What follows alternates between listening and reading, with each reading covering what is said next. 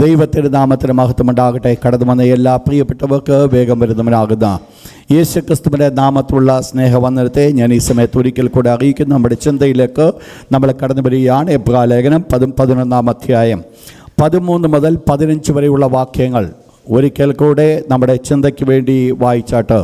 എബ്രായലേഖനം 11-ാം അധ്യായം 13 മുതൽ 16 വരെയുള്ള വാക്യങ്ങൾ. ദൈവത്തിൻ്റെ മഹത്വമുണ്ടാകട്ടെ. നമ്മൾ ചിന്തിച്ചുകൊണ്ടേയിരിക്കുന്നത് പാട്രിയാക്സിൻ്റെ വിശ്വാസത്തിൻ്റെ ക്യാരക്ടേഴ്സ്. അത് 3 കാര്യങ്ങളാണ് നമ്മൾ പഠിച്ചുകൊണ്ടിരിക്കുന്നത്. ഒന്ന്, the trial of faith, trial of the faith, verse 13. കഴിഞ്ഞ പ്രാവശ്യം എഴുതാത്തവർ നോട്ട് ചെയ്താട്ട്. The trial of the faith, verse 13. രണ്ടാമത്തെ portion, the acting of the faith, verse 13 to 15, 13 മുതൽ 15 വരെയുള്ള വാക്യങ്ങൾ. 3, the rewards of the faith, അവരുടെ വിശ്വാസത്തിൻ്റെ പ്രതിഫലങ്ങൾ, വേഴ്സ് 16. അതിൽ ഒന്നാമത്തെ പോർഷനാണ് നമ്മൾ കണ്ടത്, the trial of the faith. അവരുടെ വിശ്വാസത്തിനൊരു പരിശോധന ഉണ്ടായി. നമ്മളതിൽ കൂടെ മനസ്സിലാക്കി ഇവരെല്ലാവരും വാഗ്ദത്തം പ്രാപിച്ചവരാണ്, വാഗ്ദപ്പാരം ഇറങ്ങിത്തിരിച്ചവരാകുന്നുവെങ്കിലും ഇവരുടെ മരുഭൂപ്രയാണത്തിൽ ഇവരുടെ വാഗ്ദത്തത്തിന് നിവർത്തീകരണം സാധ്യമായില്ല എങ്കിലും ഇവരെല്ലാവരും ആ വാഗ്ദത്തത്തിൽ നിലനിൽക്കുവാൻ അഥവാ വിശ്വാസത്തിൽ നിലനിൽക്കുവാൻ കാരണമായി തീർന്നു എന്നുള്ളതാണ് പ്രധാനപ്പെട്ട വിഷയം. അവരുടെ ജീവിതത്തിൽ, ആരുടെ ജീവിതത്തിലാണെങ്കിലും വിശ്വാസത്തിന് ഒരു പരിശോധനയുണ്ട്. വിശ്വാസം പരിശോധിക്കപ്പെടാതിരിക്കുന്നുവെങ്കിൽ അത് വിശ്വാസമാകത്തില്ല. വിശ്വാസമാകത്തില്ലെന്നല്ല, പ്രയോജനമുള്ള വിശ്വാസമാകത്തില്ല. അതുകൊണ്ട് പ്രയോജനമുള്ള വിശ്വാസം എല്ലാം പരിശോധിക്കപ്പെടേണ്ടത് വളരെ ആവശ്യമാണ്. പരിശോധിക്കപ്പെടുന്നത് പ്രതികൂലങ്ങളുടെ മുൻപിലാകുന്നുവെങ്കിൽ ഇവരുടെ എല്ലാവരുടെയും ജീവിതത്തിൽ പരിശോധന കടന്നു വന്നപ്പോൾ ഇവരെല്ലാവരും വിശ്വാസം നിലനിൽക്കുവാൻ ഇടയായി തീർന്നു എന്നുള്ളത് ഒരു സത്യമാണ് നമ്മൾ കാണുവാനായിട്ട് ഇടയായി തീർന്നു. 2, കഴിഞ്ഞ ദിവസം നമ്മൾ ചിന്തിച്ചുകൊണ്ടിരിക്കുന്നത് the acting of the faith, അവരുടെ വിശ്വാസത്തിൻ്റെ പ്രവർത്തനം. അവർ വിശ്വാസമുണ്ട് എന്ന് പറയുന്നത് വെറും വാക്കുകളാൽ വെളിപ്പെടുകയായിരുന്നില്ല, അവരുടെ പ്രവൃത്തിയിൽ കൂടിയാണ് വെളിപ്പെടുന്നത്. വിശ്വാസം വെളിപ്പെടണമെങ്കിൽ പ്രവൃത്തി ആവശ്യമാണ്. ഉള്ളിൽ ഇരുന്നു കൊണ്ട് എത്രത്തോളം വാക്കുകൾ നമ്മൾ പറഞ്ഞാലും എനിക്ക് വലിയ വിശ്വാസമുണ്ട് എന്ന് പറയുന്നതുകൊണ്ടൊന്നും യാതൊരു ഗുണവുമില്ല. വിശ്വാസം വെളിപ്പെടേണ്ടത് പ്രവൃത്തിയിൽ കൂടിയാണ്. പ്രവൃത്തിയില്ലാത്ത വിശ്വാസം ചത്തതാണ്. അതുകൊണ്ട് ആരുടെ വിശ്വാസമാണെങ്കിലും അത് പ്രവൃത്തിയിൽ കൂടെ വെളിപ്പെടണം. ക്രിസ്തുവിൽ ഞാൻ വിശ്വസിക്കുന്നുവെന്ന് പറയുമ്പോൾ എൻ്റെ ജീവിതത്തിൽ അതിനനുസൃതമായിട്ട് പ്രവൃത്തി ഉണ്ടാകണം. പ്രധാനമായിട്ട് ഇവരുടെ ജീവിതത്തിൻ്റെ 7 പ്രവർത്തനങ്ങളെയാണോ നമ്മൾ കഴിഞ്ഞ ദിവസം കണ്ടുകൊണ്ടേയിരുന്നത്. 7 ആക്ട്സ് ഓഫ് ദ ഫെയ്ത്ത്. എന്തായിരുന്നു ഒന്നാമത് കണ്ടത്? അവിടെ നമ്മൾ കണ്ടു, അവ ദൂരത്തുനിന്ന് അത് കണ്ടു. വാഗ്ദത്തം നിവർത്തീകരണം അവർ പ്രാപിച്ചില്ല.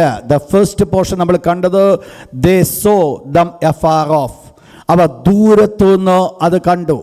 അപ്പോൾ വാഗ്ദത്തം ലഭിച്ചവർ, വിശ്വാസമുള്ളവർ, വിശ്വാസത്തിൻ്റെ നിവർത്തീകരണം ദൂരത്ത് നിന്ന് കാണേണ്ടത് ആവശ്യമാണ്. വിശ്വാസം ദൈവം വാഗ്ദത്തം തരികയും ആ വാഗ്ദത്തത്തിന് നിവർത്തീകരണമായിട്ട് ഒരു കാലയളവുണ്ട്, ഒരു സമയവ്യത്യാസമുണ്ട്, അല്ലെങ്കിൽ ഒരു സമയപരിമിതിയുണ്ട്. ആ സമയപരിമിതിയിൽ നമ്മൾ നിൽക്കുമ്പോൾ ആദ്യം തന്നെ നമുക്ക് ആവശ്യമായിരിക്കുന്ന വാഗ്ദത്തം ലഭിച്ചുവെങ്കിൽ വിശ്വാസ കണ്ണുകൊണ്ട് നമ്മളത് കാണേണ്ടത് വളരെ ആവശ്യമാണ്. അവ ദൂരത്തു നിന്നാണ് വാഗ്ദത്ത നിവർത്തി കണ്ടത്. 2, അവരെന്ത് ചെയ്തു? they were persuaded of them, അവർ അത് പെർസ്വേഡ് ചെയ്തു. രണ്ടാമത്തെ പോർഷൻ നമ്മൾ മനസ്സിലാക്കിയത് എന്താ അവർ ചെയ്തത്? അവർ മനസ്സിലാക്കി ഇത് പരിപൂർണമായി നിറവേറ്റുവാൻ അവൻ ശക്തനാണ്. വാഗ്ദത്തം ചെയ്തത് നിറവേറ്റുവാൻ അവൻ ശക്തനാണ്. മൂന്നാമത്തെ പോർഷൻ നമ്മൾ കണ്ടത്, they embraced them, അവർ ആ വാഗ്ദത്തങ്ങളെ എംബ്രേസ് ചെയ്തു. എന്ന് പറഞ്ഞാൽ അവർ ആ വാഗ്ദത്തങ്ങളെ മാറോടണച്ചു. നിങ്ങൾ മനസ്സിലാക്കണം, ഇതുവരെ വാഗ്ദത്തം ദൂരത്ത് നിൽക്കുക, ദൂരത്ത് നിൽക്കുന്ന വാഗ്ദത്തയാണ് അവർ കണ്ടത്. എന്നാൽ ഇപ്പോൾ അവരുടെ വാഗ്ദത്തം ദൂരത്ത് കിടക്കുന്നതായിട്ടല്ല, അവർ തങ്ങളുടെ നെഞ്ചോട് അത് ചേർക്കുകയാണ്. എന്ന് പറഞ്ഞാൽ very close to them, very near to them. വാഗ്ദത്തം ഇതുവരെ അവർ പ്രാപിച്ചിട്ടില്ല. നിവർത്തീകരണത്തിന് സമയപരിമിതിയുണ്ട്, സമയമുണ്ട്. പക്ഷെങ്കിൽ സമയപരിമിതി അവരുടെ മുൻപിൽ ഒരു പ്രശ്നമല്ല. അവരിപ്പോൾ ആ വാഗ്ദത്തം കാണുന്നത് ലഭിച്ചതുപോലെ അവരത് കാണുകയാണ്. ലഭിച്ചുവെന്ന് വിശ്വസിച്ചുകൊണ്ടാണ് അവർ നിൽക്കുവാൻ ഇടയായിത്തീരുന്നത്. അതാണ് അവരുടെ മൂന്നാമത്തെ സ്റ്റെപ്പ്. നാലാമത് നമ്മൾ കണ്ടത്, they confess that they were strangers on the earth. They confess that they were strangers on the earth. ഭൂമിയിൽ തങ്ങൾ പരദേശികളെന്ന് അവർ ഏറ്റുപറഞ്ഞു. ഇത് ദൈവത്തിൻ്റെ വാഗ്ദത്തത്തിന് നിവർത്തീകരണത്തിന് വളരെ ആവശ്യമാണ്. കാരണം അവർ വിശ്വാസം കണ്ടുകൊണ്ട് അവർ കണ്ടത് അവർക്ക് ദൈവം കൊടുക്കുന്ന ഒരു ഭൗതികമായിരിക്കുന്ന നന്മയായിരുന്നില്ല. പിന്നെ അവർ വിശ്വാസം കണ്ടുകൊണ്ട് കണ്ടത് പുത്തനാം യെരുശലേം. നമ്മൾ കഴിഞ്ഞ ദിവസങ്ങളിൽ ചിന്തിക്കുകയുണ്ടായി. ദൈവം തന്നെ ശില്പിയായി നിർമ്മിച്ചതും അടിസ്ഥാനമുള്ള നഗരമാണ് അവർ മുൻപിൽ കാണുവാനിടയായിത്തീർന്നത്. അപ്പോൾ അവരുടെ മുൻപിലുണ്ടായിരുന്ന വിഷയം പുതിയ യെരുശലേമാണ്. എന്ത് സംഭവിച്ചു? ആ പുതിയ യെരുശലേം വാസ്തവത്തിൽ അവർ മനസ്സിലാക്കി, പുതിയ യെരുശലേമിലേക്കാണോ ദൈവം അവരെ വിളിച്ചുവെന്ന് മനസ്സിലാക്കിയപ്പോൾ അവർ ഒരു കാര്യം അവർ സമ്മതിക്കുവാൻ ഇടയായിത്തീർന്നു. ഈ ഭൂമിയിൽ ഞങ്ങൾ പരദേശികളാണ്, ഈ ഭൂമി ഞങ്ങൾക്ക് സ്വന്തമായിട്ടുള്ളതല്ല. നിങ്ങൾ മനസ്സിലാക്കണം എന്തുകൊണ്ട് ഈ സ്റ്റെപ്പ് അവരുടെ ജീവിതത്തിൽ വന്നു. അവരുടെ വാഗ്ദത്ത നിവർത്തി എന്ന് പറയുന്നത് പുത്തനാം യെരുശലേമാണ്. ആ പുത്തനാം യെരുശലേം തങ്ങളുടെ സ്വന്തം ദേശമെന്ന് മനസ്സിലാക്കിയത് കൊണ്ടാണ് ഇപ്പോൾ അവരായിരിക്കുന്ന ദേശത്ത് തങ്ങൾ പരദേശികളെന്ന് പറയുവാൻ കാരണമായിരിക്കുന്നത്. വാസ്തവത്തിൽ പരദേശി എന്ന് പറയുവാൻ തക്കവണ്ണം ഇടയായിത്തീർന്നുവെങ്കിൽ അതിനനുസരണമായിരിക്കുന്ന പ്രവൃത്തിയാണോ അവർക്കൂടെ വെളിപ്പെട്ടത്. നമ്മൾ കഴിഞ്ഞ ദിവസം മനസ്സിലാക്കിയുണ്ടായി, അബ്രഹാം ഇസ്ഹാക്കിന് യാക്കോബും ഒരുമിച്ച് താമസിക്കുമ്പോൾ അവരെവിടെ വസിച്ചു? കൂടാരങ്ങൾ പാർത്തു. ഞാൻ അന്ന് പറയുണ്ടായി എന്തുകൊണ്ട് കൂടാരങ്ങൾ പാർത്തു. കൂടാരങ്ങൾ പാർക്കുവാനുള്ള കാരണം ഇവിടെ അല്ല ഞങ്ങൾക്ക് സ്ഥിരമായിരിക്കുന്ന പട്ടണം, ഇതല്ല ഞങ്ങളുടെ സ്വന്തം ദേശം, ഞങ്ങൾക്കൊരു പൊതുദേശമുണ്ടെന്നുള്ളത് അവർ അതിൽ കൂടെ പ്രഖ്യാപിക്കുകയാണ്. ശ്രദ്ധിക്കുക, വാഗ്ദത്തത്തിൻ്റെ നിവർത്തീകരണം ഞാനും നിങ്ങളും ദൂരത്തു നിന്ന് കണ്ടു. വാഗ്ദത്തം ചെയ്തവൻ വിശ്വസ്തൻ എന്നുള്ളത് ഞാൻ പൂർണ്ണമായിട്ട് മനസ്സിലാക്കി. എന്നിട്ട് ആ വാഗ്ദത്തത്തെ ഞാൻ എൻ്റെ നെഞ്ചോടൊന്ന് ചേർത്തു എന്ന് പറഞ്ഞാൽ അതെൻ്റെ ജീവിതത്തിൻ്റെ ഒരനുഭവമായി മാറ്റപ്പെട്ടു. അതിനുശേഷം അതിൻ്റെ നിവർത്തീകരണത്തിന് എന്ത് സ്റ്റെപ്പ് വേണോ അതൊക്കെ ഞാൻ ചെയ്യുവാനായിട്ട് തുടങ്ങി. ആ വാഗ്ദത്തത്തിൻ്റെ നിവർത്തീകരണത്തിൻ്റെ സ്റ്റെപ്പുകളാണ് ചെയ്തത്. ഇവിടെ എന്ത് ചെയ്തു? എംബ്രേസ്ഡ്. ആ വാഗ്ദത്തത്തെ അവർ എംബ്രേസ് ചെയ്ത സമയം മുതൽ അവരുടെ വാഗ്ദത്തം ദൂരെ കിടക്കുകയാണെങ്കിൽ തന്നെയും അത് ദൂരെ കിടക്കുന്നുവെന്നല്ല അവർ മനസ്സിലാക്കിയിരിക്കുന്നത്. That's already given. അവർക്കത് ലഭിച്ചു എന്നാണ് അവർ മനസ്സിലാക്കുന്നത്. ലഭിച്ചുവെങ്കിൽ ലഭിച്ചതിനനുസരിച്ചുള്ള ആക്റ്റാണ്, പ്രവർത്തനമാണോ അവർക്കൂടെ വെളിപ്പെടുവാനിടയായിട്ട്. ശ്രദ്ധിക്കണം ഈ വേർഡ് ശ്രദ്ധിക്കണം. വാഗ്ദത്തത്തിൻ്റെ നിവർത്തീകരണം അത് ദൂരത്ത് കിടക്കുമ്പോൾ തന്നെ നമ്മുടെ ഉള്ളിൽ അത് വിശ്വാസമായി പരിണമിച്ചുവെങ്കിൽ, അത് നമ്മുടെ ഹൃദയത്തോട് നമ്മൾ ചേർത്തുവെങ്കിൽ അത് ലഭിച്ചു എന്ന് ഞാൻ വിശ്വസിക്കുമ്പോൾ ലഭിച്ചതിന് അനുസരണമായിരിക്കുന്ന പ്രവൃത്തിയാണോ വേണ്ടത്? എന്താണ് ഇവരുടെ ജീവിതത്തിൽ പ്രവൃത്തി ഉണ്ടായത്? വാഗ്ദത്ത നിവർത്തീകരണമെന്ന് പുതിയ യെരുശലേമാകുന്നുവെങ്കിൽ ആ പുതിയ യെരുശലേമാണ് തങ്ങളുടെ സ്വന്തം ദേശമെന്ന് മനസ്സിലാക്കിക്കൊണ്ട് ഈ ദേശം അവർ പരദേശികളെന്നുള്ളത് വ്യക്തമായി വെളിപ്പെടുത്തി. അവരുടെ ഓരോ പ്രവർത്തനങ്ങൾ അതിൽ കൂടെ വെളിപ്പെട്ടു. നിങ്ങൾ മനസ്സിലാക്കണം ഞാൻ പറഞ്ഞ വേർഡ്. അവർ കൂടാരങ്ങൾ പാർക്കുവാനുള്ള കാരണം, അവർ ഒരു സെന്റ് സ്ഥലം പോലും വിലയ്ക്ക് വാങ്ങാതിരുന്നതിൻ്റെ കാരണം, അവർ ഒരു രീതിയിലും ആയുധം ഉപയോഗിച്ചുകൊണ്ട് ദൈവം കൊടുത്ത ദേശം കൈവശമാക്കാതിരുന്നതിൻ്റെ കാരണം, ഇതിൻ്റെയൊക്കെ ബേസിക് റീസൺ എന്ന് പറയുന്നത് അവർക്ക് ഒരു പുതിയ യെരുശലേം ഉണ്ടെന്നുള്ളത്, അവർക്ക് ദൈവം ഒരു പുതുദേശം ഒരുക്കി എന്നുള്ളത്. ആ ഒരു സ്റ്റെപ്പാണ് അവരെ കൊണ്ട് ഈ പ്രവൃത്തി ചെയ്യിപ്പിച്ചത്. ഈ പ്രവൃത്തി അവർ ചെയ്തില്ലായിരുന്നുവെങ്കിൽ അതിൻ്റെ അർത്ഥം അവർ പുതുദേശമല്ല അന്വേഷിക്കുന്നത്, ഈ ദേശമാണ് അവർ അന്വേഷിക്കുന്നത്. പലപ്പോഴും പലരുടെയും ജീവിതത്തിൽ നിവർത്തീകരണത്തിന്, വാഗ്ദത്ത നിവർത്തീകരണത്തിന് തടസ്സമായിരിക്കുന്ന ഒരു കാര്യമാണ് വാഗ്ദത്തം നിവർത്തിക്കപ്പെട്ടു എന്നതിന് അനുസരണമായിട്ട് എൻ്റെ ഉള്ളിൽ അത് വിശ്വാസമായി പരിണമിച്ച് കഴിയുമ്പോൾ അതിനനുസരണമായിട്ടൊരു പ്രവൃത്തി വെളിപ്പെടാത്തത് അതിൻ്റെ നിവർത്തീകരണം നടക്കുന്നതിനോ തടസ്സമായി നിൽക്കുന്നു. നിങ്ങൾ മനസ്സിലാക്കണം, ദൈവം നിങ്ങൾക്കൊരു വാഗ്ദത്തം തന്നുവെങ്കിൽ വിശ്വാസ കണ്ണുകൊണ്ട് നിങ്ങളത് കാണണം. അത് കണ്ടുകൊണ്ട് നിങ്ങൾ ദൈവത്തെ മഹത്വപ്പെടണം. അഞ്ചാമത് നമ്മൾ കണ്ടത് ഇതാണ്. They declared plainly that they sought another country, that is heaven. They declared plainly that they sought another country, that is heaven. അവർ ഒരു കാര്യം അവർ മനസ്സിലാക്കി. നമ്മൾ ഈ ഭാഗം വരെയാണ് കഴിഞ്ഞ ദിവസം നമ്മൾ ചിന്തിക്കുവാനായിട്ടിടയായി തീർന്നത്. അവർ എന്ത് മനസ്സിലാക്കി? തങ്ങൾ ഈ ദേശത്ത് പരദേശി എന്നുള്ളത് മനസ്സിലാക്കി. അവർക്ക് മറ്റൊരു ദേശം അവർക്കുണ്ട് എന്നുള്ളത് അവർക്കറിയേ. അതോടൊപ്പം തന്നെ അവർ ഈ ദേശത്തെ പരദേശി എന്ന് അവർ മനസ്സിലാക്കി. അതിൻ്റെ നെക്സ്റ്റ് പോയിന്റ്, 6th പോയിന്റ് വായിച്ചോട്ട്. അതിൻ്റെ 15ാമത്തെ വാക്യം, വേഴ്സ് 15, 15ാമത്തെ വാക്യം വളരെ ശ്രദ്ധയോടുകൂടെ ഇന്ന് രാത്രി ക്ലാസ് ആയിരിക്കണം. വേഴ്സ് 15, അവർ വിട്ടുപോകുന്നതിനെ ഓർത്തിരുന്നുവെങ്കിൽ മടങ്ങിപ്പോകുവാൻ ഇടയുണ്ടാകുമായിരുന്നല്ലോ. അപ്പോൾ 6ാമത്തെ പോയിന്റ് ഇവരുടെ വിശ്വാസത്തിന്റെ പ്രത്യേകത, they were not mindful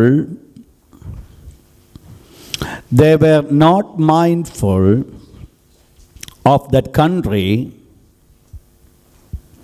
whence they came. അവർ വിട്ടുപോകുന്നതിനെ ഓർത്തിരുന്നു എങ്കിൽ മടങ്ങിപ്പോകുവാൻ ഇടയുണ്ടാകുമായിരുന്നല്ലോ. ശ്രദ്ധിക്കണം, വാഗ്ദത്ത നിവൃത്തി പ്രാപിക്കാതിരിക്കുന്ന, വിശ്വാസത്താൽ ഇറങ്ങിത്തിരിച്ചിരിക്കുന്ന പൂർവ്വപിതാക്കന്മാരെ കുറിച്ചാണ് നമ്മൾ ചിന്തിക്കുന്നത്. അവരുടെ ജീവചരിത്രത്തിൽ ഇപ്രകാരം പറയുന്നു, അവർ വിട്ടുപോകുന്നതിനെക്കുറിച്ച് ഓർത്തിരുന്നുവെങ്കിൽ മടങ്ങിപ്പോകുവാൻ ഇടയുണ്ടാകുമായിരുന്നല്ലോ. അങ്ങനെയെങ്കിൽ ഇത് രണ്ട് കാര്യങ്ങളെ ചൂണ്ടിക്കാണിക്കുന്നു. ഒന്ന്, വിട്ടുപോകുന്ന ഒരനുഭവം. രണ്ട്, ഇപ്പോഴത്തെ ഒരനുഭവം. ഇപ്പോഴ് അവർ ജീവിക്കുന്ന ഒരു സ്റ്റെപ്പ്, അവർ വിട്ടുപോകുന്ന മറ്റൊന്ന്. ഇത് രണ്ടും കൂടെ ഇവിടെ ദൈവത്തിൻ്റെ ദാസൻ താരതമ്യം ചെയ്യുക. ശ്രദ്ധിക്കണം, ഞാൻ പറഞ്ഞ വേർഡ്. അവർ വിട്ടുപോകുന്നതിനെ ഓർത്തിരുന്നുവെങ്കിൽ മടങ്ങിപ്പോകുവാൻ ഇടയാകുമായിരുന്നുവല്ലോ. അപ്പോൾ പൂർവ്വപിതാക്കന്മാർ വിട്ടുപോകുന്നതിനെ ഓർത്തില്ല എന്നുള്ളത് സത്യമാണ്. എന്നാൽ ഇവിടെ ദൈവത്തിൻ്റെ ദാസൻ വിട്ടുപോകുന്ന ആ സമയവും ഇപ്പോഴത്തെ ഒരവസ്ഥയും കൂടെ തമ്മിൽ ഒന്ന് തുലനം ചെയ്ത് നോക്കുമ്പോൾ കാണുന്ന കാഴ്ച ഇപ്രകാരമാണ്. അവർ വിട്ടുപോകുന്നതിനെ ഓർത്തിരുന്നുവെങ്കിൽ മടങ്ങിപ്പോകുവാൻ ഇടയുണ്ടാകുമായിരുന്നല്ലോ. അങ്ങനെയെങ്കിൽ ഇപ്പോഴത്തെ അവസ്ഥയാണോ നല്ലത്, പഴയ അവസ്ഥയാണോ നല്ലത്? യെസ്, ഇപ്പോഴത്തെ അവസ്ഥ.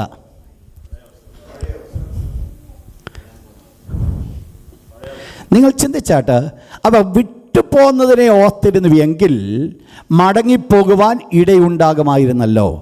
അങ്ങനെയായിരുന്നുവെങ്കിൽ അവർ എന്തുകൊണ്ടും മടങ്ങിപ്പോയില്ല എന്ന് നമ്മൾ ചിന്തിച്ചാൽ അവർ വിട്ടുപോകുന്നതിനെക്കുറിച്ച് ഓർത്തില്ലെന്നുള്ളതാണ്. അങ്ങനെയെങ്കിൽ അതിൻ്റെ അർത്ഥം അവരുടെ വിട്ടുപോകുന്ന സമയവും ഇപ്പോഴത്തെ കാലം കൂടെ നോക്കിക്കഴിഞ്ഞാൽ ഇപ്പോഴത്തെ കാലം ഈ കർത്താവിന് വേണ്ടി ഇറങ്ങിത്തിരിച്ചത് കൊണ്ടാണ് ഞാൻ ഈ രീതിയിൽ കിടക്കുന്നത്. മനസ്സിലായി ഞാൻ പറഞ്ഞു വന്നേ? ഞാൻ ഈ യേശുവിനെ കണ്ടുമുട്ടാത്ത കാലത്ത് എനിക്ക് ഒരു പ്രശ്നവുമില്ലായിരുന്നു. എനിക്ക് എങ്ങനെ വേണമെങ്കിലും നടക്കാം, എനിക്ക് എന്ത് വേണമെങ്കിലും ചെയ്യാം, എങ്ങോട്ട് വേണമെങ്കിലും എനിക്ക് പോകാം, ഒരു ബുദ്ധിമുട്ടുമില്ല. ഈ കർത്താവിനെ കണ്ടത് മുതൽ എന്താ തുടങ്ങി? നിങ്ങൾ മനസ്സിലാക്കണം, ഇന്ന് ഇവരുടെ ജീവിതത്തിൽ ഈ മരുഭൂപ്രയാണം നടത്തിയ പിതാക്കന്മാരുടെ ജീവിതം നമ്മൾ പഠിക്കുമ്പോൾ ദൈവം അവരെ പടിപടിയായിട്ട് അനുഗ്രഹിച്ചു എന്നുള്ള സത്യമാണ്. എങ്കിലും ഈ അനുഗ്രഹങ്ങളൊക്കെ അവരനുഭവിച്ചുകൊണ്ട് നിൽക്കുമ്പോൾ അവർ കടന്നുപോയ കഷ്ടത എന്ന് പറയുന്നത് വളരെ വലുതായിരുന്നു. അവർ പിന്നിട്ടതായിരിക്കുന്ന ഓരോ സംഭവങ്ങൾ, അവർ ഗമിക്കേണ്ടതായിരിക്കുന്ന ഓരോ പാതകൾ, അതവരുടെ ജീവിതത്തിൽ വളരെ ബുദ്ധിമുട്ട് വരുത്തുന്നതായിരുന്നു. അവർ ഒന്ന് പിന്നോട്ട് നോക്കിയാൽ കാണാൻ പറ്റുന്നൊരു കാഴ്ചയാണ് അന്നത്തെ കാലം ഇന്നത്തേതിനേക്കാൾ വളരെ നന്നായിരുന്നു. പണ്ട് അനുഗ്രഹിക്കപ്പെട്ട ഒരു ദൈവദാസൻ ഒരു പ്രാർത്ഥന പ്രാർത്ഥിച്ചു. ആ പ്രാർത്ഥന ഇപ്രകാരമാ: എൻ്റെ ദൈവമേ, പണ്ട് നീ എന്നെ കാത്തുപോന്ന ആ കാലത്തെ പോലെ എന്നെ ആക്കിയെങ്കിൽ കൊള്ളായിരുന്നു. ആരാ പ്രാർത്ഥിച്ചെന്നറിയാമോ? ഇയ്യോബ് പ്രാർത്ഥിച്ചതാ. പണ്ട് നീ എന്നെ കാത്തു പോന്നു. അന്നത്തെ അനുഭവം എന്താണെന്നറിയാമോ? അന്നത്തെ അനുഭവം എന്ന് പറയുന്നത്, താൻ അങ്ങോട്ട് നടന്നു ചെല്ലുമ്പോൾ ഈ കുഞ്ഞുങ്ങളടക്കമുള്ള എല്ലാ മാതാപിതാക്കന്മാരും എഴുന്നേൽക്കും. ഇഷ്ടം പോലെ ബഹുമാനം തനിക്കുണ്ട്, ഈ സമ്പത്ത് ഇഷ്ടം പോലെ ഉണ്ട്, എല്ലാവിധമായിരിക്കുന്ന പദവികൾ താൻ അലങ്കരിച്ചിരിക്കുമ്പോൾ ഇയ്യോബിൻ്റെ ജീവിതത്തിൻ്റെ ഒരവസ്ഥയായിരുന്നു, ഞാൻ പണ്ടത്തെ കാലത്തെ പോലെ ആയിരുന്നെങ്കിൽ കൊള്ളായിരുന്നു. പല സന്ദർഭങ്ങളിലും നമ്മളിൽ പലര് ചിലപ്പോഴെങ്കിലും പ്രാർത്ഥിക്കുന്ന ഒരു പ്രാർത്ഥനയുണ്ട്, പണ്ടത്തെ കാലം പോലെ ആയിരുന്നെങ്കിൽ കൊള്ളായിരുന്നു. ഉത്തമഗീതത്തിൽ ഇപ്രകാരം ഒരു പ്രാർത്ഥന പ്രാർത്ഥിക്കുന്നുണ്ട്. അത് ഇപ്രകാരം പറയുന്നു, ഇപ്രകാരമാണ് പ്രാർത്ഥന പറയുന്നത്: ഞാൻ അവനെ എവിടെ കണ്ടു എന്ന്, എവിടെ കാണുമെന്ന് അറിഞ്ഞിരുന്നുവെങ്കിൽ ഞാൻ അവനെ കണ്ടുപിടിക്കുമായിരുന്നു.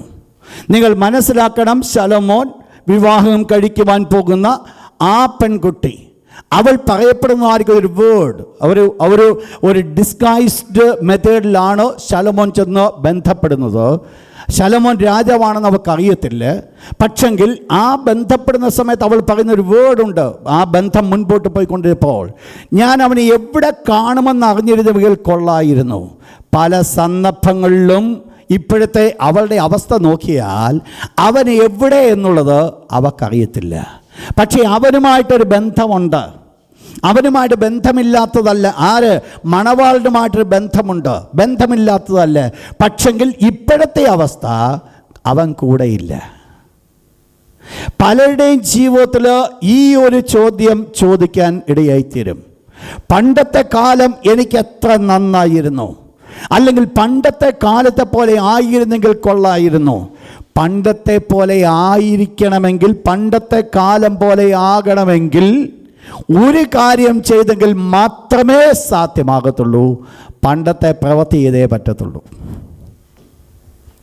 ഞാൻ പറഞ്ഞ വേർഡ് മനസ്സിലായോ? ഞാൻ പറഞ്ഞ വേർഡ് മനസ്സിലായോ? കൂടുതൽ ഒത്തിരി ഞാനതിന് വിശദമാക്കുന്നില്ല. ഒറ്റ വേർഡിൽ ഞാൻ പറഞ്ഞു തരിക, പണ്ടത്തെ കാലത്തെ പോലെ ഇന്നാകണമെങ്കിൽ ചെയ്യേണ്ടത് പണ്ടത്തെ പ്രവൃത്തി നമ്മൾ ചെയ്യണം. അന്ന് ദൈവവചനം വായിക്കാൻ വലിയ സന്തോഷമായിരുന്നു, അന്ന് പ്രാർത്ഥിക്കുവാൻ വലിയ സന്തോഷമായിരുന്നു, അന്ന് കൂട്ടായ്മയ്ക്ക് പോകാൻ വലിയ സന്തോഷമായിരുന്നു എന്ന് അതിന് മാറ്റം വരുത്തി അന്ന് തൊട്ട് ആ ബന്ധം മാറ്റപ്പെട്ടു. ശ്രദ്ധിച്ചോണേ, ഇവിടെ എന്താ ഇയ്യോബ് പറയുന്നത്? ഞാൻ പണ്ടത്തെ കാലത്തെ പോലെ ആയിരുന്നെങ്കിൽ കൊള്ളായിരുന്നു. തൻ്റെ വ്യക്തിപരമായിരിക്കുന്ന ജീവിതത്തിലേക്ക് താൻ നോക്കുമ്പോൾ, ഇപ്പോഴത്തെ കാലവും അന്നത്തെ കാലം കൂടെ നോക്കുമ്പോൾ, തനിക്ക് അഭികാമ്യമായി കാണുവാൻ ഇടയായിത്തീർന്നത് പണ്ടത്തെ കാലമാണ്. ഇയ്യോബിൻ്റെ ജീവിതത്തിൽ കുറ്റമല്ല. കാരണം ദൈവത്തോടുകൂടെ താൻ ചേർന്ന് നിൽക്കുമ്പോൾ ദൈവം കൊടുത്ത സമൃദ്ധിയാണോ ഇയ്യോബിനെ കൊണ്ട് അത് പറയിപ്പിച്ചത്.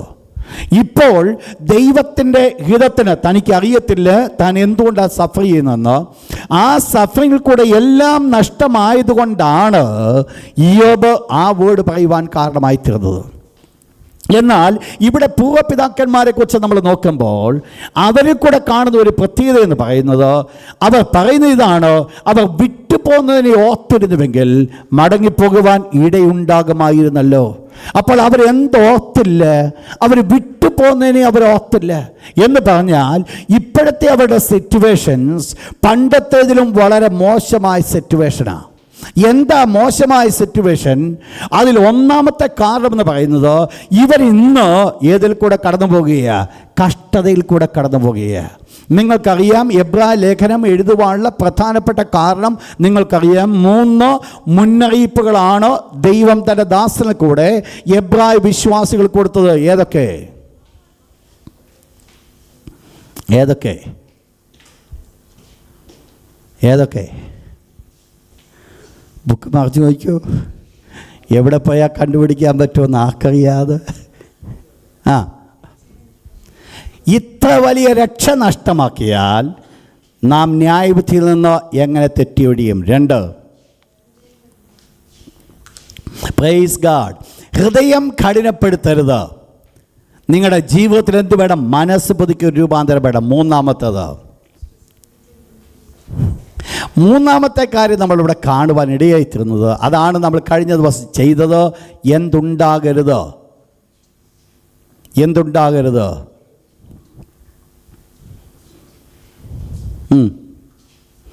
എന്തുണ്ടാകരുത്? കാലം നോക്കിയാൽ ഉപദേഷ്ടാക്കന്മാരായിരിക്കണം നിങ്ങൾ. എന്തേ പഠിച്ചിട്ടുള്ളൂ? ആദ്യ പാഠങ്ങൾ തന്നെ ഇരിക്കുകയാണ്. അതുകൊണ്ട് എന്തു വേണം? ഒരാത്മീയ വളർച്ച ഉണ്ടാകണം. വളർച്ചയില്ലെങ്കിൽ എന്ത് സംഭവിക്കും?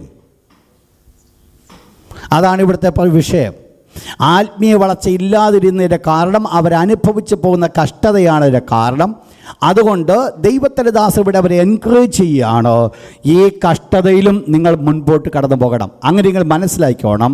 ഇവിടെ ദൈവത്തിൻ്റെ ദാസൻ ഇത് വെളിപ്പെടുത്തുവാനുള്ള ഒരു കാരണമെന്ന് പറയുന്നത്, എബ്രായ വിശ്വാസികൾ അനുഭവിക്കുന്ന കഷ്ടത വെച്ച് നോക്കിയാൽ ആ കഷ്ടതയുടെ നടുവിൽ പിന്നോട്ട് പോകാനുള്ള ചാൻസസ് ഉണ്ട് എങ്കിൽ അവിടെയാണ് ഈ പിതാക്കന്മാർ കഴിഞ്ഞ നാളുകളിൽ അവരെ ഇറങ്ങിത്തിരിച്ചപ്പോൾ അവരും ഒത്തിരി കഷ്ടം അനുഭവിക്കേണ്ടി വന്നു. പക്ഷെ അവരാരും എങ്ങോട്ട് നോക്കിയില്ല? പിന്നോട്ട് നോക്കിയില്ല. അവരാരും പിന്നോട്ട് നോക്കുവാൻ ഇടയായിത്തീർന്നില്ല. നിങ്ങൾ മനസ്സിലാക്കണം, പിന്നോട്ട് നോക്കുന്നതിൻ്റെ രണ്ട് പ്രധാനപ്പെട്ട കാരണങ്ങളെ നിങ്ങളുടെ മുമ്പിൽ ഒന്ന് വെളിപ്പെടുത്തുവാൻ ഞാൻ ആഗ്രഹിക്കുന്നു. അതിന് രണ്ട് കാരണങ്ങൾ. എന്ത് ആണ് പിന്നോട്ട് നോക്കുവാനുള്ള രണ്ട് പ്രധാനപ്പെട്ട കാരണം? അതിൽ ഒന്നാമത്തെ കാരണം വായിച്ചോട്ട്, നമ്പേഴ്സ് ചാപ്റ്റർ 11 വേഴ്സ് 3-6, സംഖ്യാപുസ്തകം 11-ാം അധ്യായം 3 മുതൽ 6 വരെ, Exodus chapter 14 verse 12 and chapter 16 verse 3. വായിച്ചോട്ട്, പുറപ്പാട് 14-12. മിസ്രൈമക്ക് വേല ചെയ്യുവാൻ ഞങ്ങളെ വിടയണമെന്ന് മിസ്രൈമ നിങ്ങളോട് പറഞ്ഞിരുന്നില്ലയോ? നിന്നോട് പറഞ്ഞില്ലയോ? Praise God. 16-ാം അധ്യായം 3-ാമത്തെ വാക്യം കൂടെ, ഞങ്ങൾ ഇറച്ചിക്കലങ്ങളുടെ അടുക്കലിരിക്കുകയും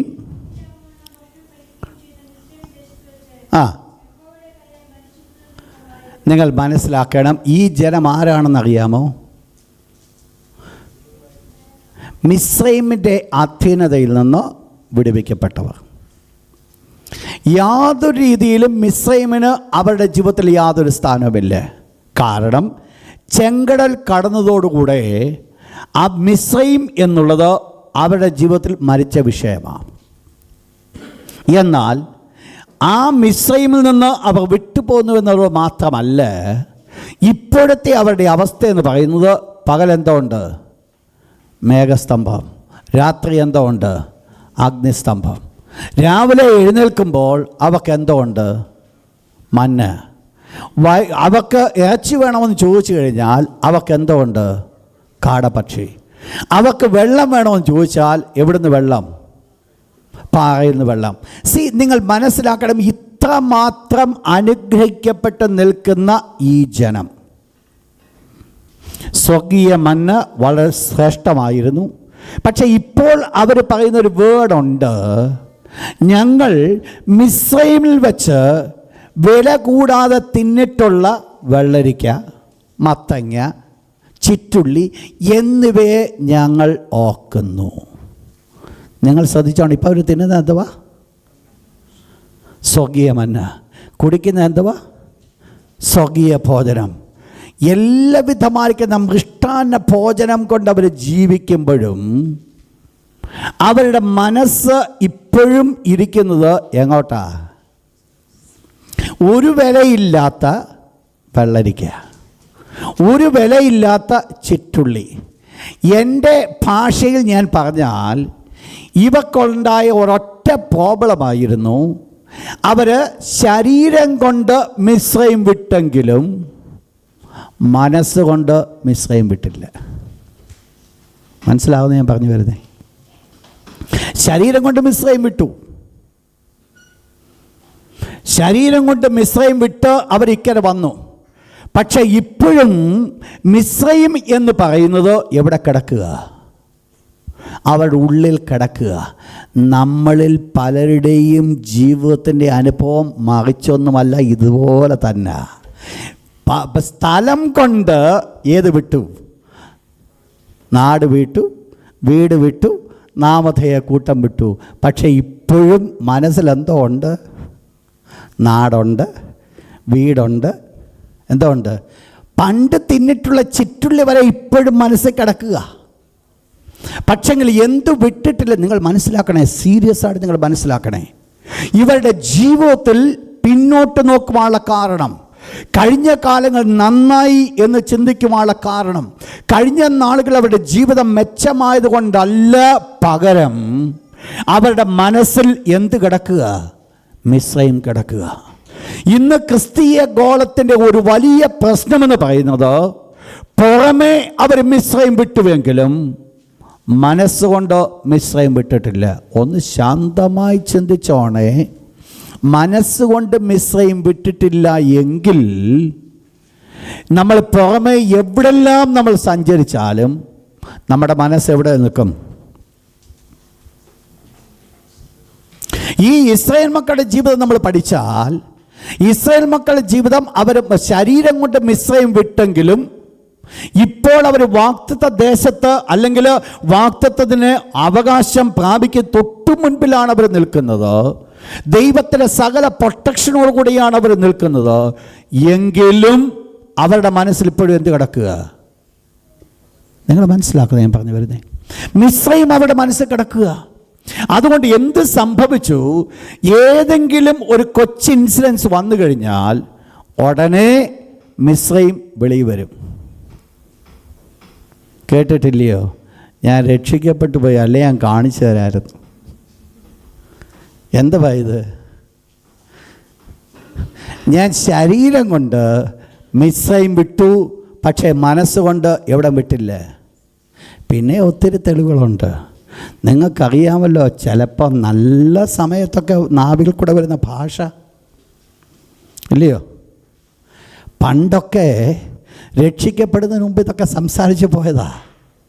പക്ഷെങ്കിൽ ഇപ്പോഴും ചില സമയമൊക്കെ വന്നു കഴിയുമ്പോൾ ഇത് പതുക്കെ വെളിച്ചാടും. ആരാ ചാടുന്നേ? ആരാ ചാടിയേ എന്ന് പറഞ്ഞാൽ, പലയിടത്തും കൊണ്ട് ഈ കൈപ്പയ്ക്ക കൊണ്ട് മുക്കിയെങ്കിലും ഇതുവരെ അതെന്തുമായിട്ടില്ല. നിങ്ങൾക്കറിയാമല്ലോ, ആ കഥ നിങ്ങൾക്കറിയരുതോ? ഒരു ആൾ പുണ്യസ്ഥലങ്ങളിൽ സഞ്ചരിക്കുവാനായിട്ട് പോകുകയാണ്. അപ്പോൾ അദ്ദേഹത്തിൻ്റെ ഭാര്യ ഒരു പൊതി എടുത്ത് അദ്ദേഹത്തിന് കൊടുത്തിട്ട് പറഞ്ഞു, നിങ്ങൾ ഒരു കാര്യം ചെയ്യണം, നിങ്ങൾ ഏതെല്ലാം പുണ്യസ്ഥലങ്ങൾ മുങ്ങുമോ അവിടെയൊക്കെ ഇതുകൂടെ ഒന്ന് മുക്കണം. അവസാനം ഇദ്ദേഹം പല പുണ്യസ്ഥലങ്ങൾ സഞ്ചരിച്ച സ്ഥലത്തൊക്കെയും ഭാര്യ പറഞ്ഞതുപോലെ ഇതൊക്കെ മുക്കി. അവസാനം ഒരു പാതിരാത്രിയോടുകൂടെ കുറച്ച് ദിവസങ്ങൾ കഴിഞ്ഞ് വീട്ടിൽ വന്ന് തൻ്റെ ഭാര്യ ഭർത്താവിനെ സ്വീകരിച്ചു. ഭർത്താവ് പറഞ്ഞ്, എനിക്ക് വളരെ വിശപ്പുണ്ട്, അതുകൊണ്ട് നീ ഒരു കാര്യം, എനിക്ക് ആഹാരമൊക്കെ ഒരുക്കുക. ആ ഭാര്യ ആഹാരമൊക്കെ ഒരുക്കി കൊണ്ട് ആഹാരമൊക്കെ മുമ്പിൽ കൊണ്ടുവച്ചു. അദ്ദേഹം ആദ്യം ഒരു പിടി എടുത്ത് കഴിച്ചപ്പോൾ ഭാര്യയ്ക്കിട്ട് 2 ചീത്തവിളി. ഭാര്യ വെച്ച്, എന്തോ പറ്റി? അന്നേരം പറഞ്ഞു, ഞാൻ ഇത്രയും ദൂരെ സഞ്ചരിച്ചിട്ട് നീ എനിക്കിപ്പം വിളമ്പിയത് ഈ പാവയ്ക്കാണോ? അന്നേരം ഭാര്യ പറഞ്ഞൊരു സത്യമുണ്ട്, നിങ്ങൾ ഇവിടുന്ന് പോയ സമയത്ത് പൊതിഞ്ഞ് തന്നത് ഈ പാവയ്ക്കായിരുന്നു. ഇത്രയും മുങ്ങലൊക്കെ മുങ്ങിയിട്ടും ഇതിന് മാറ്റം വന്നില്ല, നിങ്ങൾക്ക് മാറ്റം വന്നില്ല. മനസ്സിലായോ ഞാൻ പറഞ്ഞു വന്നേ? എവിടെല്ലാം പോയി മുങ്ങിയാലും മാറ്റപ്പെടേണ്ടതിന് മാറ്റം വരാതെ ഈ കയ്പിൻ്റെ പരിപാടി നിൽക്കത്തില്ല. എന്താ ഇവരുടെ ജീവിതത്തിൻ്റെ പ്രശ്നം? അവരുടെ ജീവിതത്തിൻ്റെ പ്രശ്നം മിസ്രൈം അവരുടെ ഉള്ളിൽ കിടക്കുക. ഏത് സമയത്ത് ഒരു കഷ്ടതയുടെ സമയം, നിങ്ങൾ ശ്രദ്ധിച്ചോണം ഞാൻ പറഞ്ഞ വേർഡ്, ഇവരെല്ലാവരും ഈ മിസ്രൈം ഇവർക്ക് പൊങ്ങിയത് എപ്പോഴാണെന്നറിയാമോ? ഒന്ന്, ഈ ഫറവോൻ തങ്ങളെ കൊല്ലാൻ വരുന്ന മുൻപിൽ ചെങ്കടൽ നിന്ന് മനസ്സിലാക്കിയപ്പോൾ അവർ മനസ്സിലാക്കി ഇതിനേക്കാൾ നല്ലതായിരുന്നു ഞങ്ങൾ അവിടെ വേല ചെയ്യാൻ. 2, അവർക്ക് തിന്നാനായിട്ട് അവരുടെ ജഡത്തിൻ്റെ ആഗ്രഹപ്രകാരം ചിറ്റുള്ളി വെള്ളരിക്ക കിട്ടാതിരുന്നപ്പോൾ അവർക്ക് വീണ്ടും ഏത് പൊങ്ങി? മിസ്രയീം പൊങ്ങി. ശ്രദ്ധിച്ചോണേ, എവിടെ ജഡത്തിൻ്റെ മോഹം നടക്കാതിരിക്കുമോ, അല്ലെങ്കിൽ എവിടെ കഷ്ടതയുടെ അനുഭവം കടന്നു വരുന്നുവോ, അവിടെ ആയിരിക്കും ഈ മിസ്രയീം പൊങ്ങുവാനിടയായിത്തീരുന്നത്. എല്ലാം നല്ല രീതിയിൽ പോകുന്നുവെങ്കിൽ മിസ്രയീം അകത്തായിരിക്കും. പക്ഷെങ്കിൽ പ്രതികൂലങ്ങൾ കടന്നു വരുമ്പോഴാണ് മിസ്രയീം പൊങ്ങുവാനിടയായിത്തീരുന്നത്. അപ്പോൾ ഇവരുടെ ഒന്നാമത്തെ പ്രശ്നമെന്ന് പറയുന്നത്, ഇസ്രായേൽ മക്കളുടെ ഒന്നാമത്തെ പ്രശ്നമെന്ന് പറയുന്നത് ഇവർക്ക് എന്തായിരുന്നു? അവർ വിട്ടുപോകുന്നതിനെ ഓർത്തു. നിങ്ങൾക്കറിയാം, ഈ ലോത്തിൻ്റെ ഭാര്യയ്ക്ക് സംഭവിച്ച ഒരൊറ്റ മിസ്റ്റേക്ക് എന്തായിരുന്നു?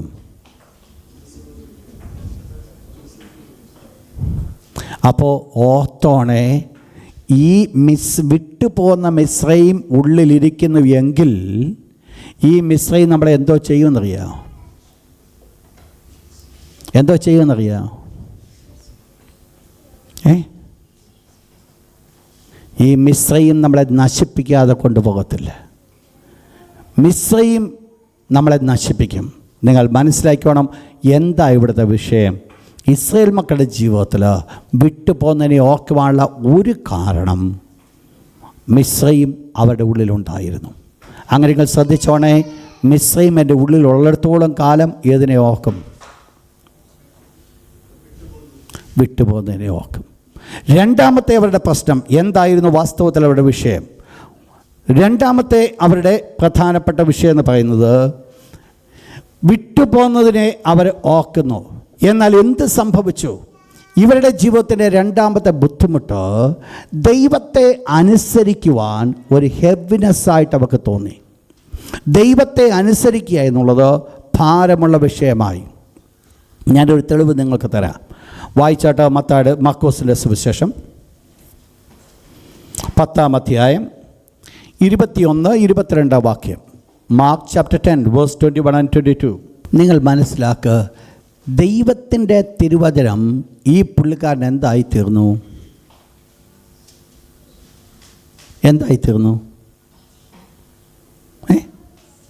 ഈ വചനം കേട്ടപ്പോൾ ഈ പുള്ളി എന്ത് ചെയ്തു? ഭാരത്തോടുകൂടെ യേശുവിനെ വിട്ട് മാറ്റപ്പെട്ടു. വാസ്തവത്തിൽ ഇവന് കേട്ട ഈ വചനമെന്ന് പറയുന്നത് ഇവൻ്റെ ജീവിതത്തിൽ എന്താവാ? അനുഗ്രഹമോ ഭാരമോ?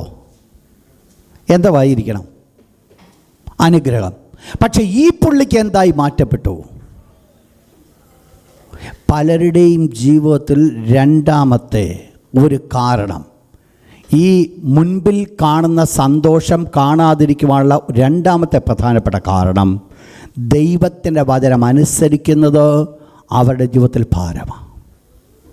നിങ്ങൾ മനസ്സിലാക്കണം, ആ ഭാരമെന്നുള്ളത് നമ്മൾ മനസ്സിലാക്കണം. ഇവിടെ വിഷയമെന്ന് പറയുന്നത്, വായിച്ചിട്ട് ഒരു വാക്യം കൂടെ, മീഖയുടെ പുസ്തകം, മീഖ പ്രവാചകന്റെ പുസ്തകം 2-ാം അധ്യായം അതിൻ്റെ 7-ാമത്തെ വാക്യം. മീഖ ചാപ്റ്റർ 2 വേഴ്സ് 7. യാക്കോബ് ഗ്രഹമേ, ഇതെന്തൊരു വാക്കാകുന്നു!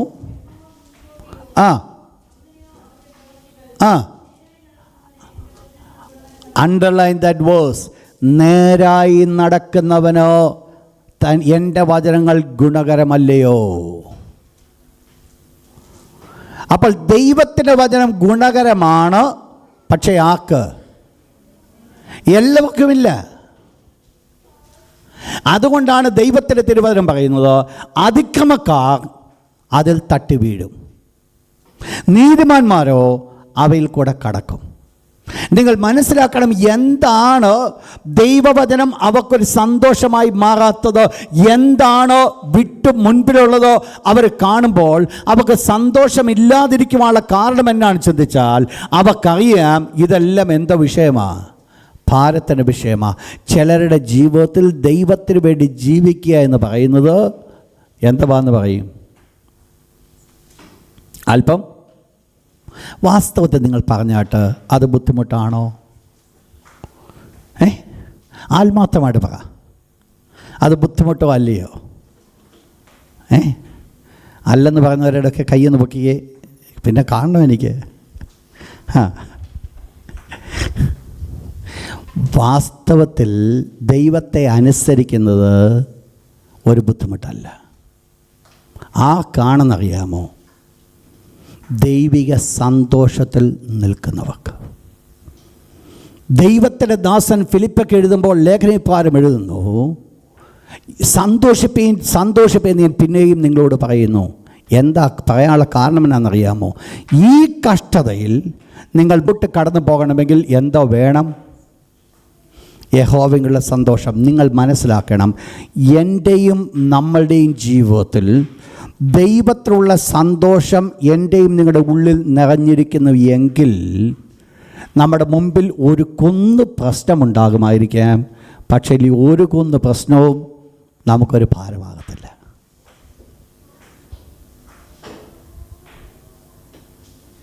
തെളിവ് തരാം. നിങ്ങൾക്കറിയാം, യാക്കോബ് ജ്യേഷ്ഠൻ കൊല്ലാൻ വരുന്നുവെന്ന് പറഞ്ഞുകൊണ്ട് പേടിച്ച് ഇക്കരെ ഇരിക്കുക. പക്ഷെങ്കിൽ ആ പുള്ളി ദൈവികമായിരിക്കുന്ന സന്തോഷത്തിലേക്ക് കടന്നു വന്നപ്പോൾ, ദൈവം അവനെ തൊടുവാൻ ഇടയായിത്തീർന്നപ്പോൾ ധൈര്യമായിട്ട് മുൻപോട്ട് കടന്നു പോയില്ലേ?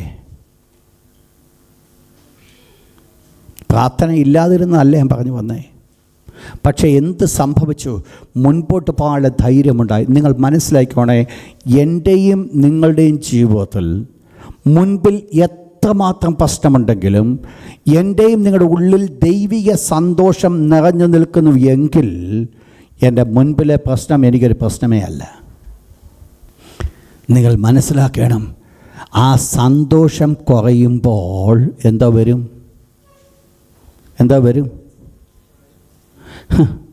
ഞാൻ 7 മണി വരെ ജോലി ചെയ്ച്ച് വന്നതാണ്, ഇനിയിപ്പം ബൈബിൾ സ്റ്റഡിക്ക് പോകുന്നില്ല. സന്തോഷമുള്ള ഒരാളെന്തോ പറയും? ദൈവം എന്നെ 7 മണിക്ക് കൊണ്ടുവന്നല്ലോ, ഞാനതുകൊണ്ട് ബൈബിൾ സ്റ്റഡിക്ക് പോകാമെന്ന് പറഞ്ഞു വന്നാൽ മനസ്സിലായോ? വിഷയമൊന്നാ, പക്ഷെങ്കിൽ അതിൻ്റെ ആക്ഷൻസ് ഡിഫറെൻറ്റാണ്. എന്താ കാരണം? ഉള്ളിൽ സന്തോഷമുണ്ട്. ഉള്ളിൽ സന്തോഷമില്ലെങ്കിലോ?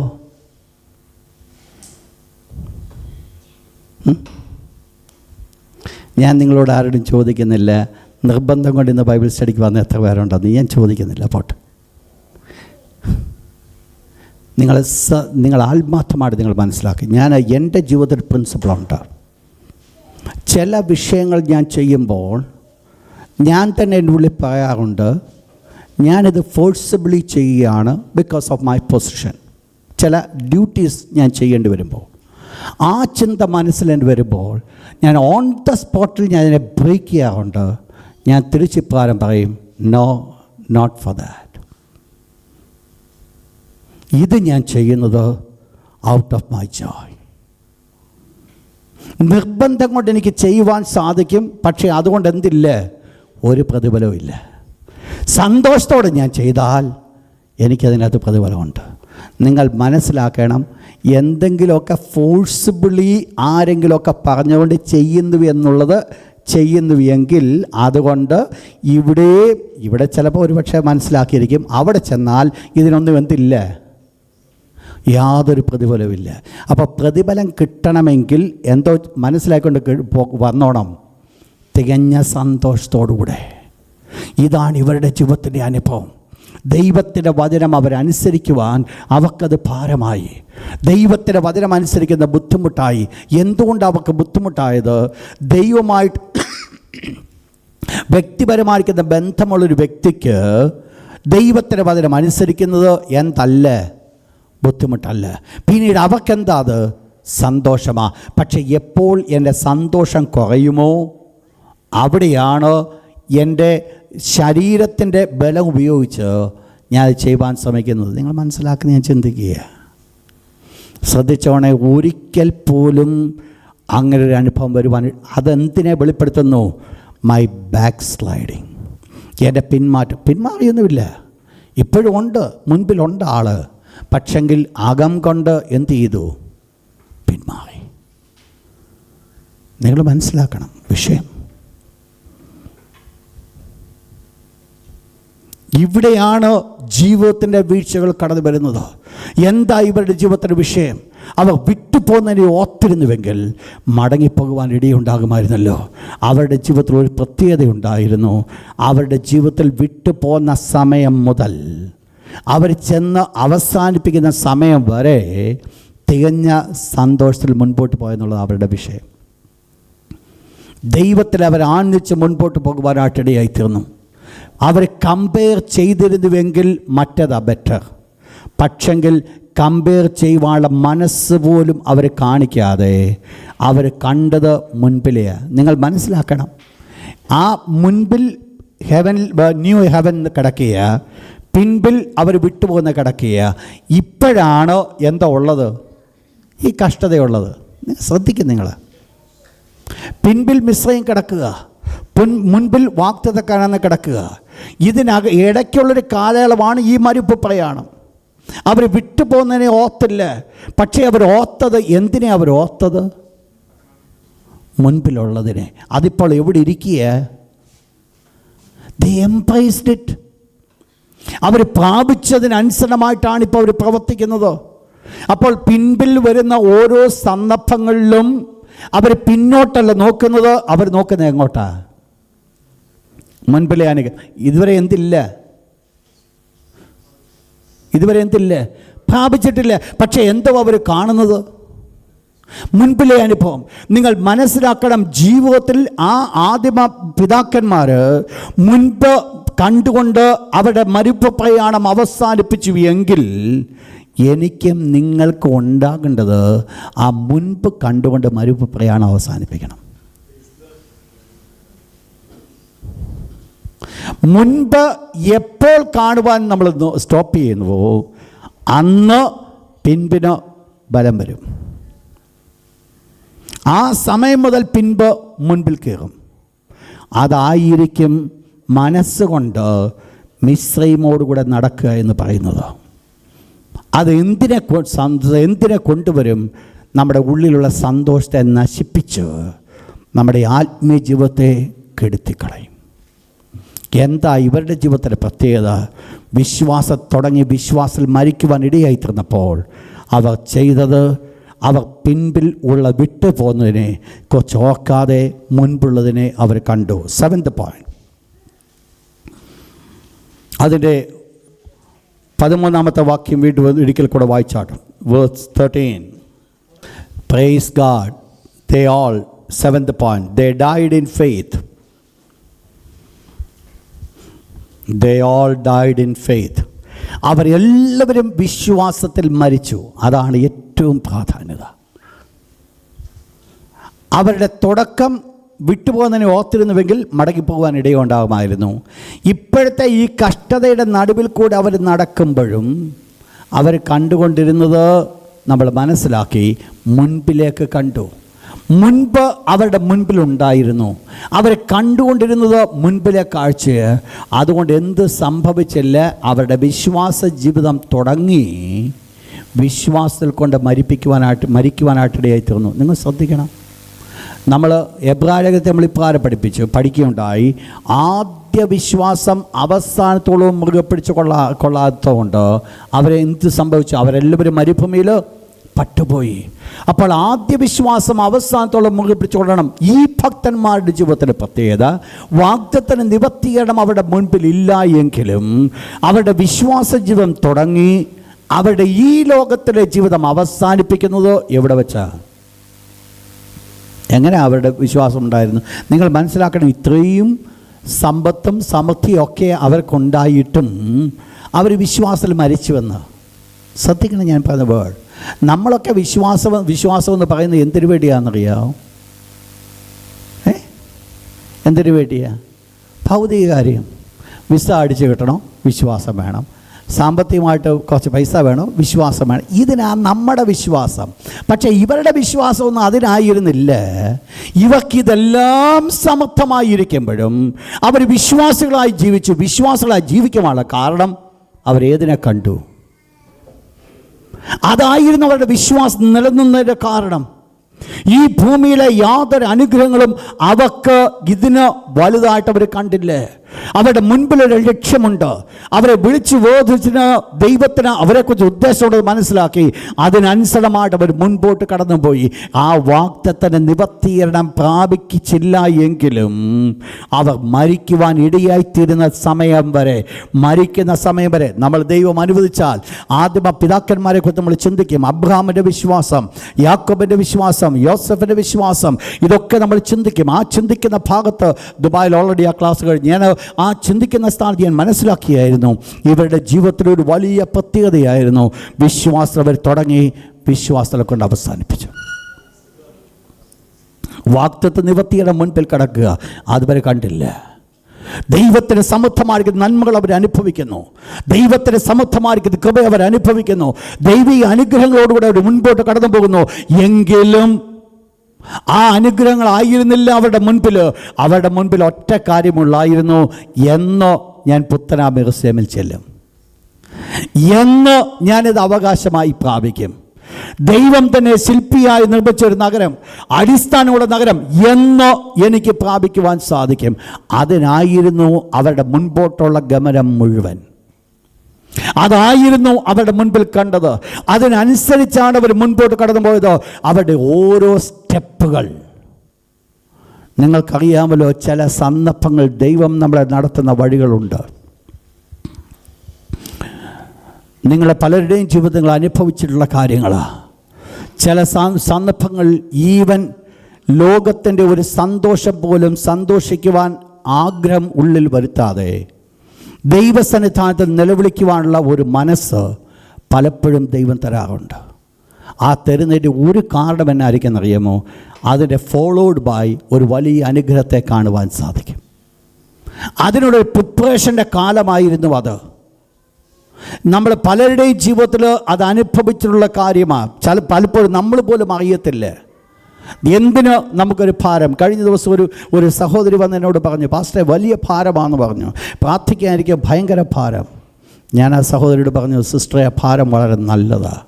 മറ്റ് പലർക്കും ഭാരമില്ലാതെ കിടന്നുറങ്ങുമ്പോൾ നിനക്ക് ഭാരത്തോടുകൂടെ ദൈവസ്ഥനെ മുട്ടുമടക്കുവാൻ സാധിക്കുന്നു പറഞ്ഞ് വലിയ അനുഗ്രഹമാണ്.